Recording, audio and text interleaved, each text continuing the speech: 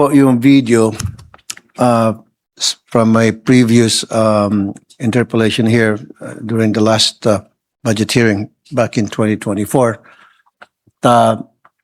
Wala pa rin pagbabago since then. At marami pa rin mga complaints coming from the farmers na na-interview namin. Of course, hindi namin kailang pakita yung mukha ng mga farmers na nakausap namin, yung kanilang pagkakalanlan for their own protection. But anyway, I'll start with some questions pertaining to the Bulo Small Reservoir. NIA declared the Bulo Small Reservoir irrigation project completed in 2022, yet fields inspections in 2023 after Typhoon Karding, and even recently, this 2025 still show cracks, holes, and uncontrolled water loss along the canals. So, what standard did NIA use to certify completion? How was the project accepted despite all these defects, Mr. President? Thank you, Mr. President. As to the standards used to be able to accept a completed project, Of course, may inspect yan, sir. of course, there will be an inspection, Titignan yung specifications kung nasa.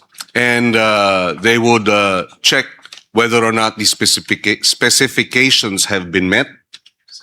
And of course, may acceptance na dapat ng farmers, ang entrance. And there has to be an acceptance written, no, by the beneficiaries, the farmers. And all these were complied with. Correct? Meron pang iba? But as I understand, what is relayed to us is that after the acceptance, tumama nga yung bagyo. And because of it was because of the Typhoon Karding. So overall project was completed last CY 2022. However, due to recent typhoons, some portions of the canal were damaged.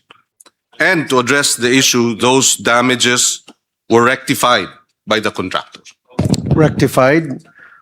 Galing lang po doon last month yung aking staff at nakausap nga yung mga farmers. And wala pong rectification na nangyari, if you will. Ganun pa rin po. Yung itsura ng irrigation, marami pong mga butas-butas pa rin na pinagtutuluan ng tubig. Oh, sige. At ang follow-up questions also, nabanggit kanina, Mr. President, Mr. Sponsor, na upon completion, pinagpipirma doon sa isang dokumento, if tama yung pagkakaintindi ko, na sinicertify ng mga farmers na okay yung gawa ng project. Sino-sino po yung mga farmers na pinapipirma o pinapirma ng NIA para mag-attest na satisfied sila doon sa proyektong yon ng NIA? Can I see those documents signed by those farmers mentioned, Mr. President? The acceptance, Mr. President? Yes. Yes. Do we have? And who are those farmers? Is the file available? And when did they sign? Yes. Furnace the good senator. Pwede natin. We will furnish the good senator from not Palawan, no? Isabela. The document showing that there was an acceptance by the beneficiaries. Okay, thank you, Mr. President. So, IA? Yes, So the bakit- Irrigators Association. irrigators. Mr. So, why is it, Mr. President, konting typhoon lang, nasisira na agad yung proyekto? Bakit? Anong klaseng materyales ang ginamit dyan? Substandard ba? O super mega substandard materials? Kasi konting hangin lang, konting bagyo lang, signal number 1 lang, number 2, giba na agad. Dapat anong klaseng specification standard ng ginagamit ng NIA, ng contractor, para ma-ensure na kahit na signal number 3 yan, hindi madadamage yung project? Bakit pag signal number 2 lang, damage na agad? So ganun ba lahat ng mga proyekto, irrigations ng NIA? Konting bagyo lang, nagigiba na agad lahat ng proyekto nila? Yes, we are checking, Mr. President, because according to the NIA, Typhoon Karding was a strong typhoon. How strong was it, Mr. President? 175 kilometer winds, Mr. President. Which is So, ano siya? Signal number? signal number 20? Ano ba yun? Signal number 4, Okay. Mr. President. And therefore, dahil dun sa Typhoon Karding, nagkaroon nga ng damage. If I may add, Mr. President, there was an issue that there were no contractor details on a number of projects. The following, they say, are the pertinent documents relative to the contractor details awarded in NIA Central Office, as such as the notice of award, contract agreement, and notice to proceed. So meron naman daw. Okay. Ito yung problema na nakikita ko, Mr. Sponsor, Mr. President. Alam naman ng NIA na lahat ng mga probinsya na pinaglalagyan nila ng irrigation project nila, dinadaanan po ng typhoon. Isn't it about time na dapat they have to set a standard na kahit signal number 4 pa yan, signal number 5, wag naman sana, it can withstand that kind of extreme weather condition. Kasi sa ngayon, every single time na magkaroon ng bagyo, lahat ng proyekto ng NIA sa irrigation, nagigiba. Why? Hindi ba na-anticipate nila yan? Na ang Pilipinas ay talagang pasukan ng bagyo? All year round, binabagyo tayo. And all year round, nasisira itong mga irrigation projects. Why? You should have anticipated that. Sana gumawa kayo ng mga proyekto na it can withstand up to signal number 4. Period. Bakit signal number 3, 4, giba? Meron pa nga dyan, signal number 2 lang, nagigiba eh. And mamaya, pakita ko sa inyo, signal number 2 lang, na bagyo, nagiba na agad yung irrigation project na yun. Ibig sabihin, super, mega, substandard yung ginamit na materyales. Nakita niyo naman doon kanina sa video. Huwag na tayo maglokohan pa. Yes, Mamaya, magpapakita ko sa inyo ang ghost project nyo. yes. With respect to the first video, I'm sorry, I'm not mad at you, Mr. Sponsor, ha? I can understand your concern, distinguished Senator Raffy Tulfo, no? But thank you for that clarification. But sa Kasi atin- mamaya, baka pa-change of rules ko eh. Yes. Pero The- sige, ikaw na lang. Para medyo hilalamig-lamig ang ulo ko. And according to the NIA, they do have a video that they can submit or present regarding the repairs that have been and the present status of Bulo series. That's one. Excuse me, Mr. President, let me interrupt. Repairs, 50 million pesos for a certain repair at yung nakita nyo sa video, palitada lang. Pachi-pachi. Ganun ba tayo gumastos ng pera ng gobyerno? 50 million, pachi-pachi lang. Nakita nyo naman, tinusok lang ng farmer. Yung pinag-repair nyo, bumuhos na agad yung tubig. 50 million pesos na agad yun. Ano, pasabit natin. Yes, but Mr. President, as Senator Tulfo was raising the issues, I said, is there a way that NIA can revisit and review and investigate, given that yung pinaka-latest status is September and Ocular was September 2025. Yes, Mr. President. But yeah, it was September 2025. Pero consistent pa rin ang aming communication sa mga tao on the ground. Yes, and A that couple of too, weeks ago, tumatawag pa rin kami dun sa aming asset. Wala pa rin pagbabago. 2 weeks ago lang po yun. yes, and the commitment of NIA is they can look into this because of the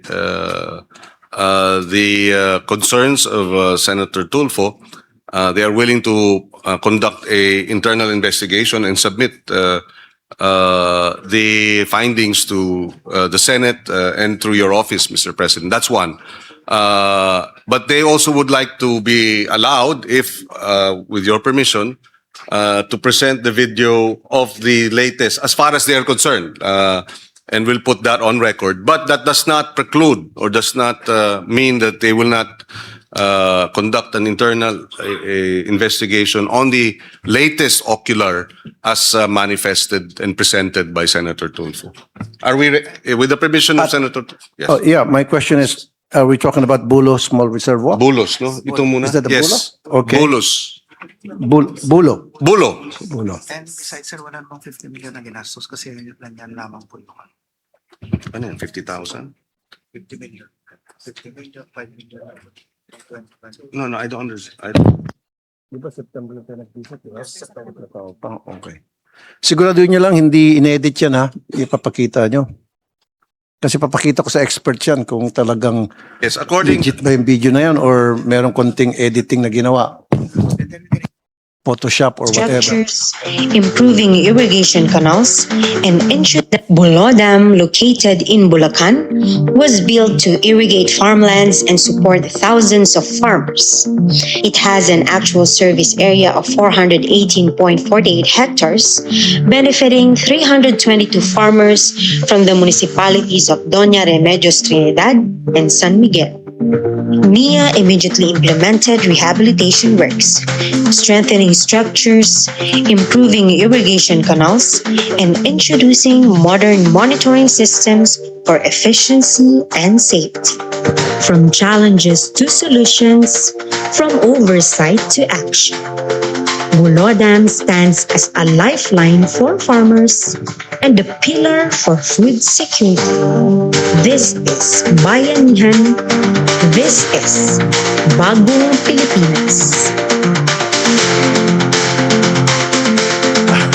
that is, well, according to the NIA, that is as of October 2025. Mr. President, siguro kung ipakita nyo yun sa isang kindergarten, magpapalakpak. Wag po kami, mga Pilipino. Ang pinakita nyo video, PR video ang tawag dyan. At gumastos pa kayo, I'm sure. Libo-libo ginastos dyan. Ang gusto ko makita, yung mismong structure. How was it prepared? Yung bang palitada na tinusok lang ng farmer gamit ng isang maliit na bakal, tumagas na agad yung tubig. Yun yung pakita nyo. Huwag yung pakita nyo yung mga farmland, pakita nyo yung hepe ng NIA na nagpapapogi, papakita yung mga damon, yung palay na tumutubo. Huwag ganon. Huwag tayong maglokohan dito. Ipakita nyo yung struktura na may defect after it's been repaired. Kaya nga, bakit yun pinakita? Pakita nyo yung structure. Yung Yes, sa video kasi pinakita ko na palitada lang I ang agree. ginawang repair. I Pakita agree. sa amin ngayon, Mr. President, Yes, kung anong klaseng repair ang ginawa. Namali, sir. Namali lang, ano. I agree, Senator Tufo. As I was watching the video, I said, oh, nasaan dyan yung sagot doon sa tanong ni Senator Tulfo? Wala. Apparently, mali pala yung video. They have another... Okay, take two tayo. Yeah. Take two. Kumbaga sa take two. Cut. Well, please, i-edit nyo na yung papogi. Yes, sir. Magbibigay ka ng mga figures na ito'y para sa mga farmers, ikabubuti ng farmers, pinapakain, etc. Huwag yun. Structure agad, direct to the point. Huwag na tayo magpaligoy-ligoy. So- Pakita yung structure. And Tapos pakita niyo yung, Mr. President, pakita yung mga tao na nag-repair, kung anong klase ginawang repair, pakita kung anong mga materyales ang nilagay doon sa struktura para ma-address yung issue ng butas-butas na struktura, etc. Huwag yung papogi. Huwag yung PR video. Galing po ako sa media, no? Alam ko kung ano yung video na papogi lang at alam ko kung ano yung video na ina-address talaga kung ano yung issue. In this case, the issue wasn't addressed. My question wasn't answered. yes, and that's why they are now, well, they are apologizing that they presented the wrong The wrong video. video. Okay. And now they will present the right correct video. one that will answer the issues raised on Bulo. May we have the... Second video. Tsaka, sir, besides, nasi-